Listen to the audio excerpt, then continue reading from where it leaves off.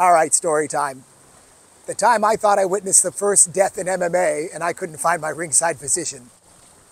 It was our first big event we did, first event named Super Brawl at the Blaisdell Arena, Super Brawl 1. I'll give a little backstory though. All the crazy fights we were doing at Gussie L'Amour's that were named Future Brawl. After we did 2 or 3 of those, we started getting some heat. There was a local news investigator that did a piece on us that made us look real bad, a hit piece. Maybe not a hit piece, maybe an accurate piece. There were some government officials looking at this craziness, and we had to kind of find a way to look more reputable.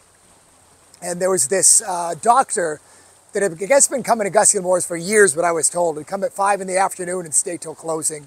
Mostly sit by himself at the bar all night long.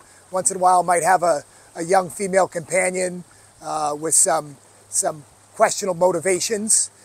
But he was good friends with the bartender, and the bartender convinced him to be our official ringside physician. So I'm now going to do this big show, and I need to find a doctor, and I don't want to use this guy, but he calls me and says he's willing to be a ringside physician, and I kind of string him along because I don't want to be a ringside physician. And at some point, my production coordinator, John Parkinson, has a friend that's an ER doctor, and he agrees to do it.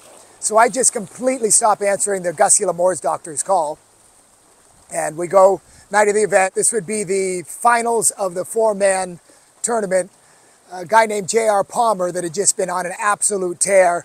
Stories about him at Gussie L'Amour's. And guy's 400 pounds. I think he was 12-0 at the time. Strong, 165-pound kid knocking out guys. He's fighting a Brazilian jiu-jitsu specialist named Mauricio Corti. And really, Mauricio was probably a favorite to win the fight back then. But it didn't happen that way that night. JR came out, fired up, had his game face on, and just overpowered the Brazilian. And at some point, had him down and gave some of the most brutal head stomps that you've ever seen, and left Mauricio Corti, to my eyes, looking dead. I mean, completely unconscious. I didn't see him breathing. Seconds pass by, 30 seconds pass by.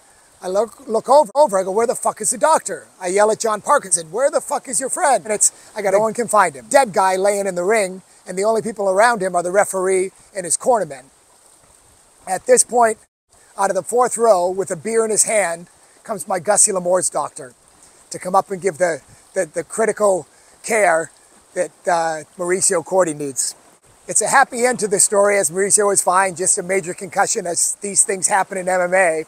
I had to apologize for not returning the calls of my Gussie L'Amour's doctor and offer him free tickets for the rest of his life. Once again, if this brings back any memories, if you were at this fight, if you're at any Super Brawl or Icon Sport, I'd love to hear about it. Comment below. If you have questions, all these things would love to include in future segments. Thanks for watching. I'm TJ Thompson.